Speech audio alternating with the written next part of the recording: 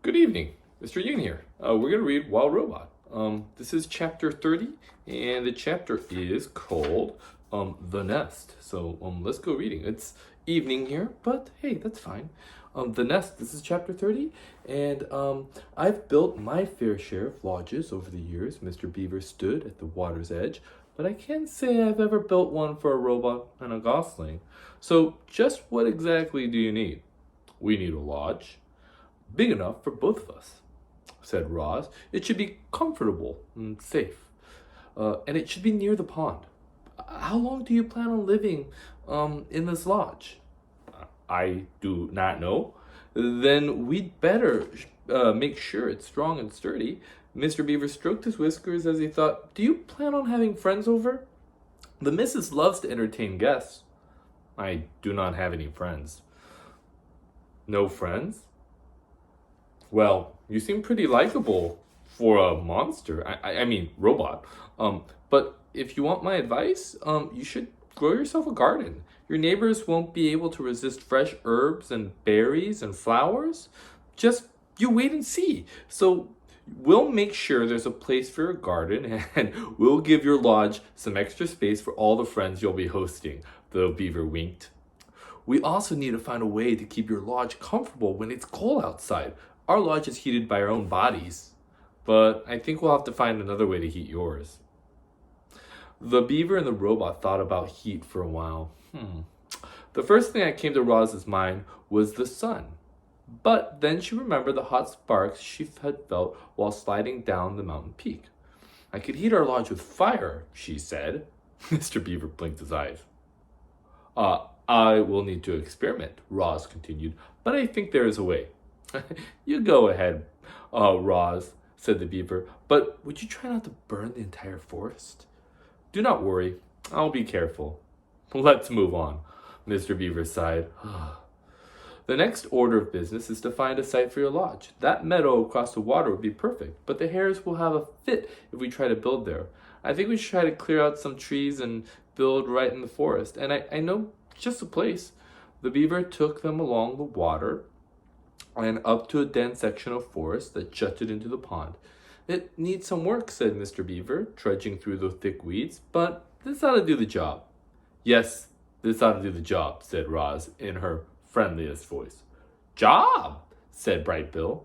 Mr. Beaver was incredibly skilled at taking down trees, but even he couldn't keep up with Roz's powerful chopping hands, so he let the robot do all the hard work. He pointed out the trees and the shrubs that needed to go, and Roz started hacking away. By sunset, they were standing in a newly cleared site, and they had more than enough wood to build a lodge.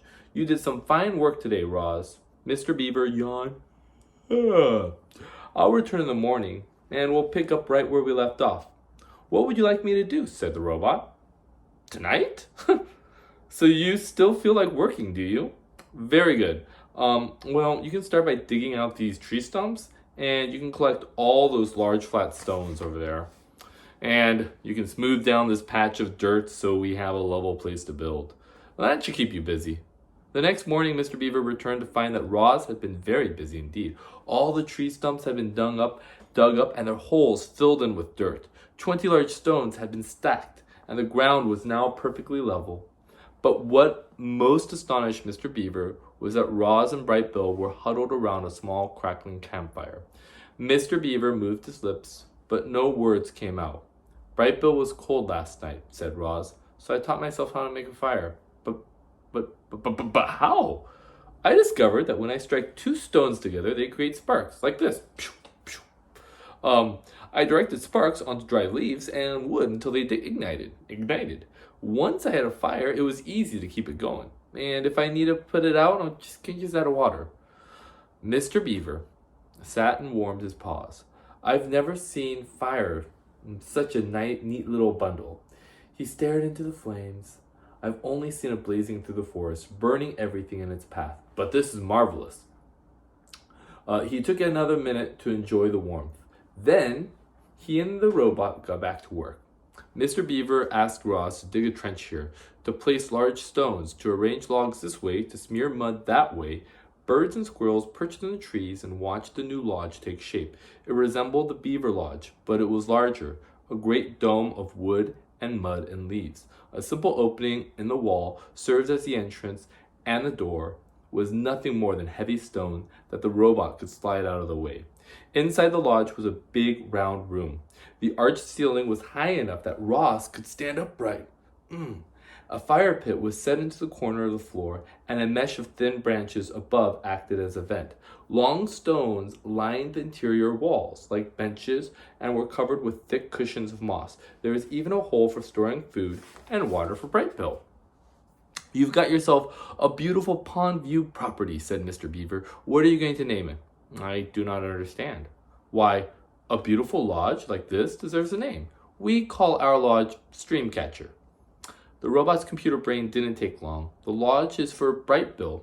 Brightbill is a bird. Birds live in nests. Could we call this lodge the nest?" "Huzzah!" squeaked the beaver. "The nest is a fine name for your lodge." "Nest, nest!" laughed Brightbill. They stood outside the nest and admired their handiwork until Mr. Beaver's belly began to grumble.